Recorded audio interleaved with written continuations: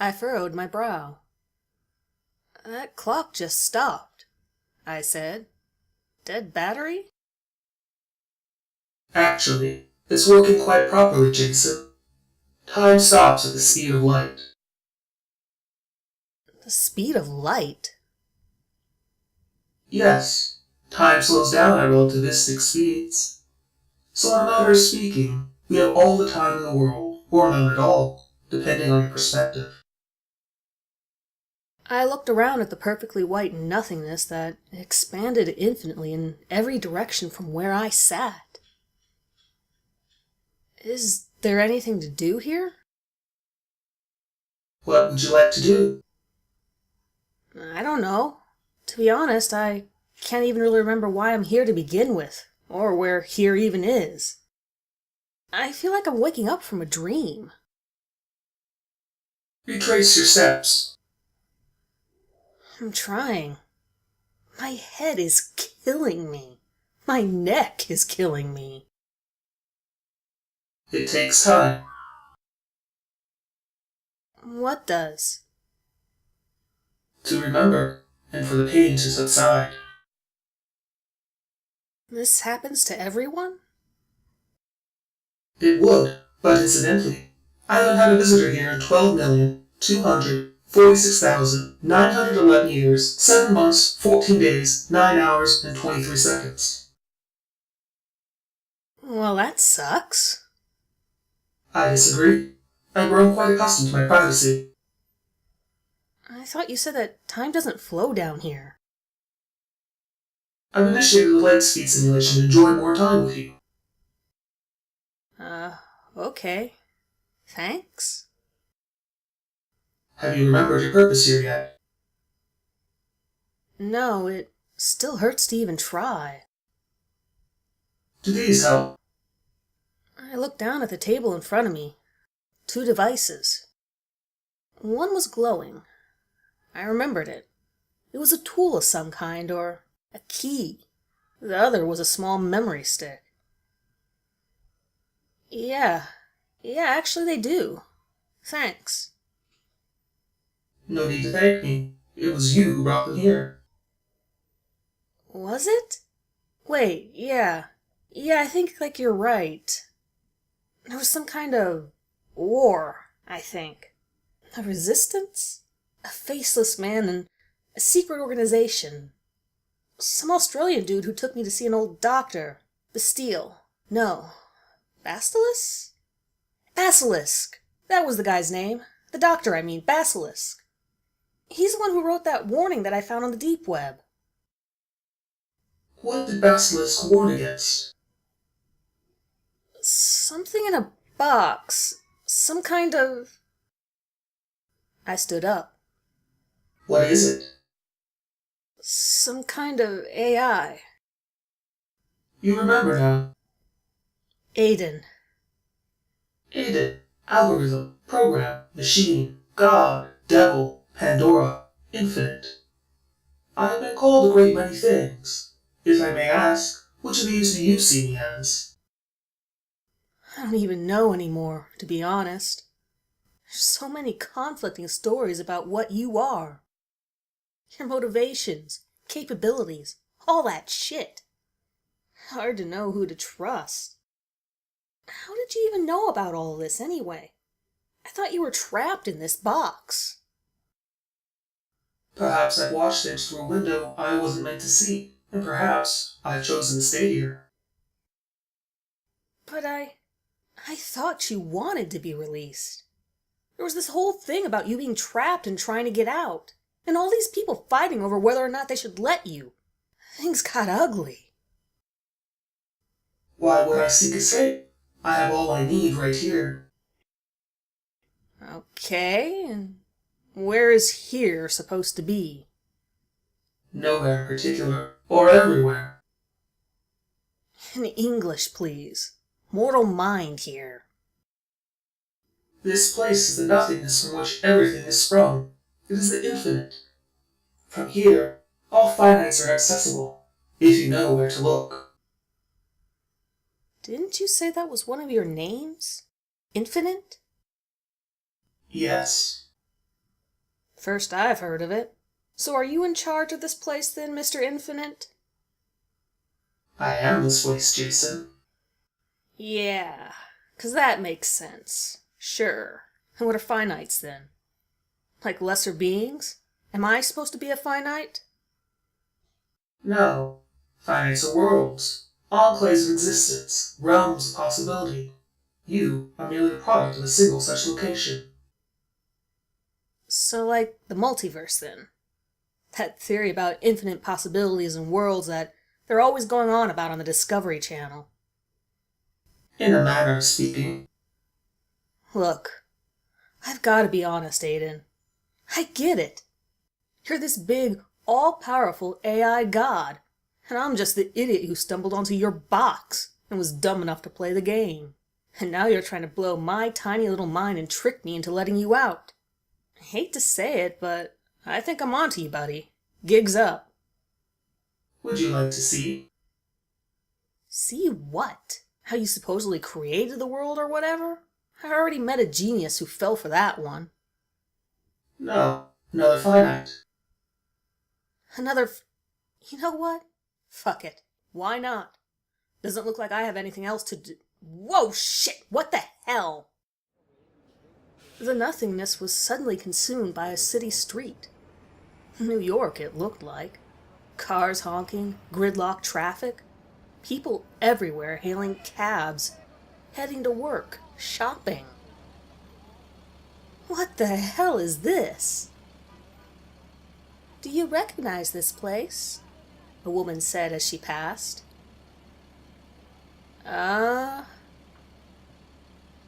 You were here once, Jason. A man ran past me into a waiting cab and drove off.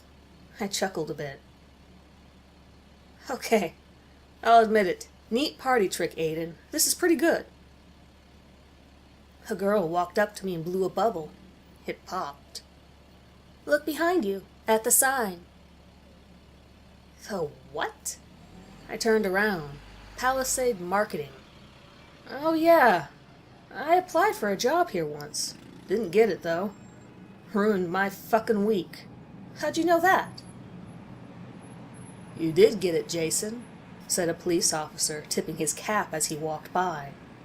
Before I could respond, I walked out of the building, grinning like a dipshit.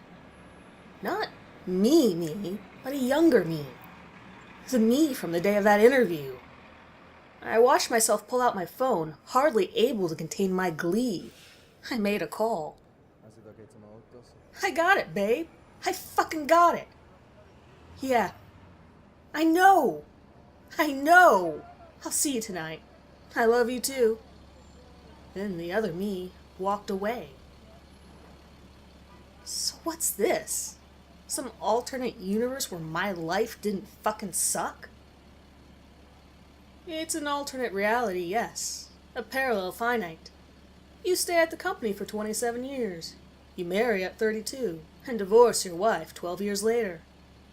You retire early but die of heart disease at 11:47 a.m. on March 9th, 2044.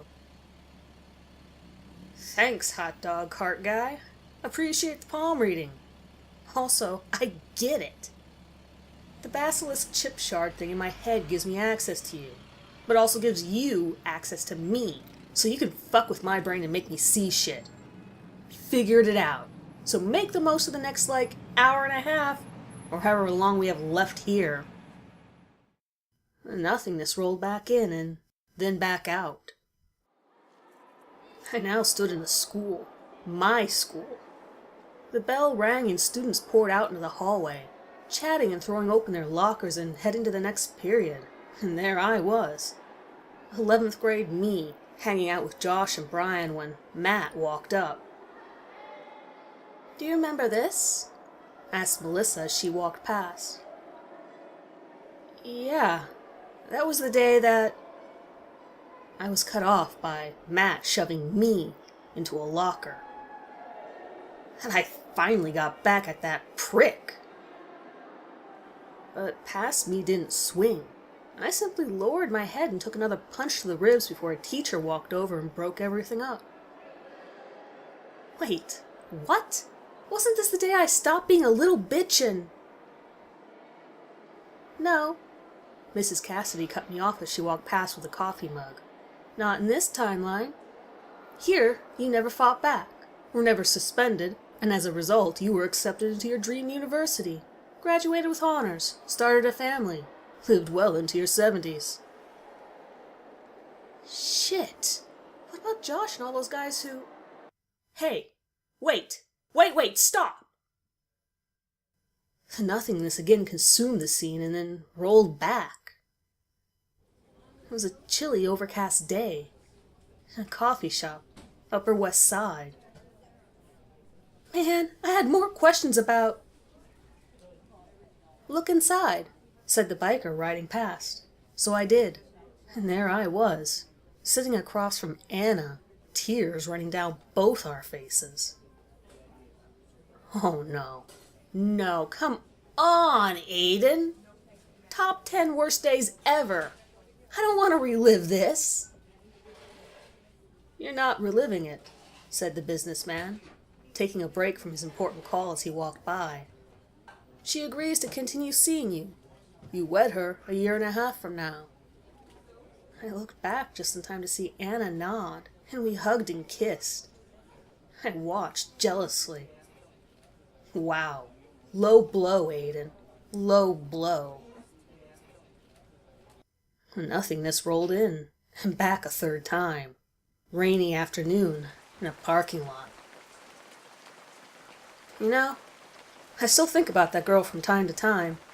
What she's doing, who she ended up with. I hope she's doing okay, wherever she... Wait. I knew this place. I turned around. The hospital entrance to St. Joseph. Wait, this isn't right. I was here at night. I remember. Not here. I whirled around. A paramedic lowered my daughter's gurney from the ambulance. You noticed the signs of the asthma attack early and called emergency services before it was too late. He wheeled her inside. I followed. Wait, no, this isn't... The nothingness blinked, and I was in Emma's hospital room. It was morning outside, and she was awake. My daughter was awake and alive.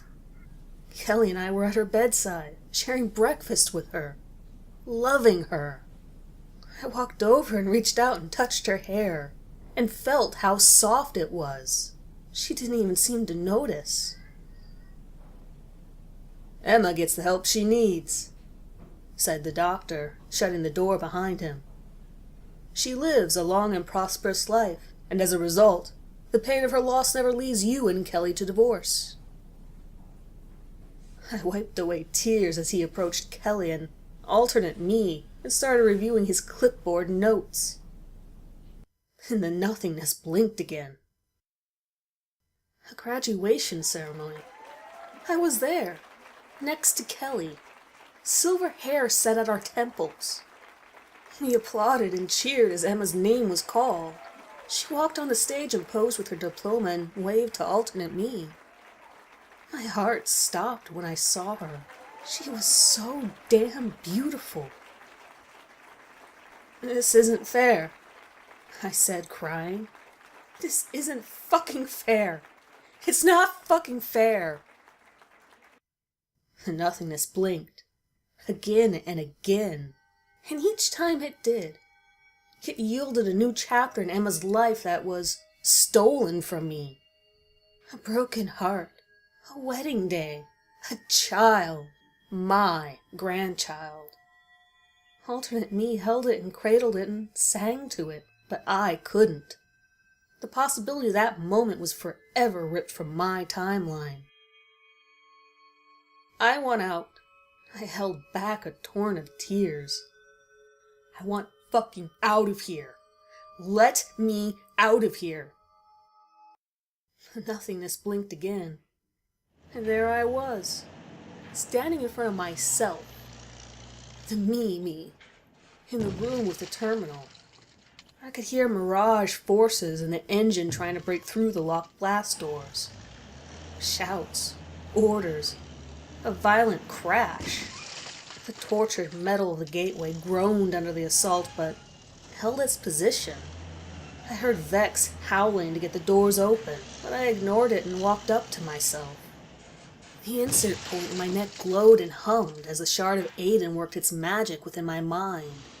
My eyes were closed, but I could see rapid movement beneath the lids as if I was in deep REM sleep. When I looked down, my fingers were typing away furiously at the keyboard.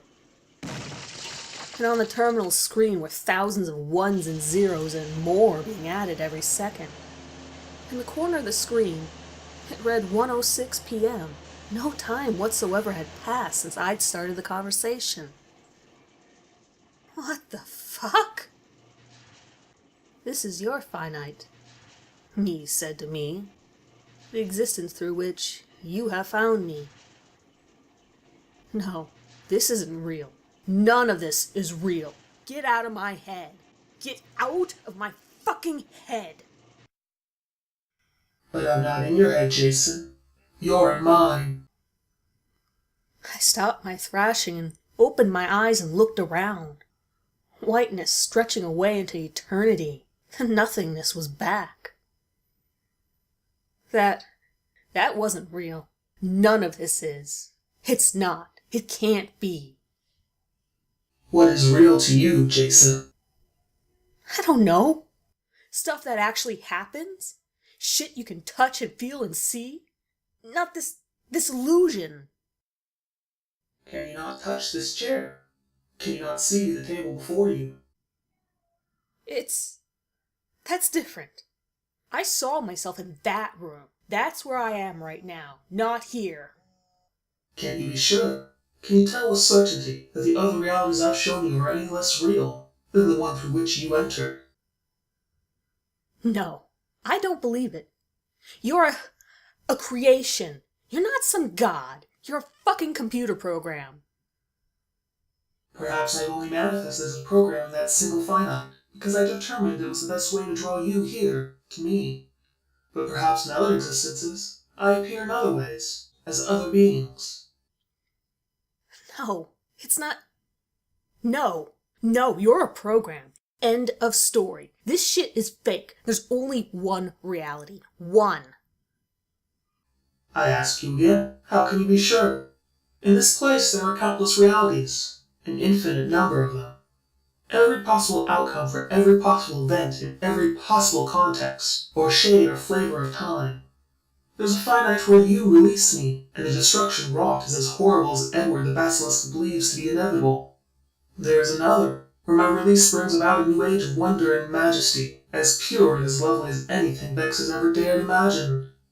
In another finite, this is merely a story being shared for the joy of thousands. What makes your finite real, and the other's illusion? Merely the fact that it is existence that led you here, in which you have spent all your life up until now? No, there's more to it than that. There's no emotion here. Nothing the real world would have. Emotion? You mean these? Feelings washed over me, as pure and intense as they'd ever been in my world. As they ever could be. Anger, sadness, fear, love, joy. One by one, they coursed through my system and consumed me. The last one I felt was peace, one that passed all understanding that shouldn't have been but was. It lingered. I opened my eyes. How is any of this possible? All is possible here, Jason, and as a reward for finding this place, it is open to you. All there is to experience and imagine in all its purest forms.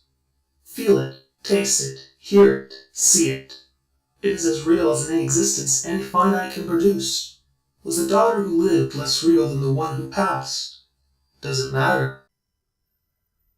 I wept uncontrollably. I don't know. I can't. Is this not real? I looked up and suddenly I stood on an endless white beach, with sparkling crystal blue waves crashing upon the shore. Lightning rumbled in the distance, and the wind of the sea blew through my hair. I knelt and picked up a handful of sand and let the grains of it trickle through my fingers. Or this. The nothingness blinked again, and then I stood in a field at the foot of the mountains. The colors in the air and the wind were purer and more brilliantly vibrant than anything I'd ever seen or experienced in my world. I brushed the blades of grass with my fingertips, and I picked them from the soil and smelled them. It was like being swept away in an endless dream. The cold touch of winter, the fire of starlight, rolling hills, deep woods, wind-swept cliffs at the edge of the sea. When you dream of such things, and all their purity, you merely visit this place. But I tell you now, that all of this is yours. If only you let me go out to you and bring you here. You can start again, anew, and another finite with those you love. But I'm already here. Can't I just stay? This is but a taste of the existence I have for you. I looked at the edge of the field. My daughter was there, her hair thrown by the wind into swirling curls as she played. She turned in my direction and smiled, and I just begun to run to her when alternate me moved past my shoulder and picked her up, swung her around, and disappeared with her on the other side of the hill. "Yes," I whispered, "I want that." Understand that once your mind is brought here, you cannot leave. You will not die, and you cannot know what you have seen. I understand. Just please, let me see her face again. The nothingness rolled in again, and this time I felt whole, complete, no longer in an ethereal, dreamlike state. Like the rest of me had joined my mind in its new home, and no longer did I harbor any illusions about the realness of where I now stood. What happened? You left your finite behind. What will happen there?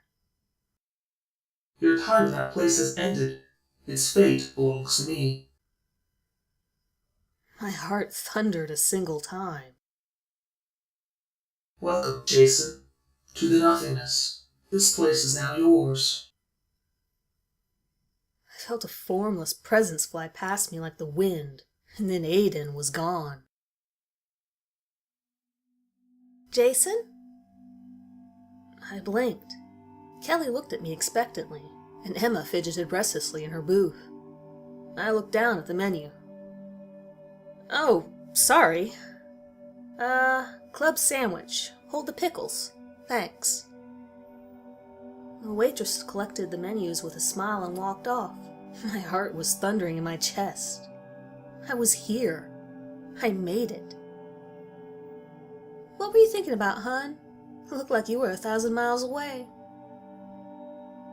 I think I was a bit further away than that. I looked at Emma just as she blew a straw wrapper into my face. I smiled back at her, and for the first time in as long as I could remember, I was happy. Truly, genuinely happy. I didn't care about the war. I didn't care about the finite I'd left behind, or my body lying limp on the floor of the terminal room. I didn't care about the box, or Aiden, or Vex, or Rokos, or anything. I didn't care about the unused bullet sitting on the terminal desk, or the key I'd inserted and turned into the opening while still under the program's spell. I didn't even care that, before this moment, I'd never even had a daughter at all.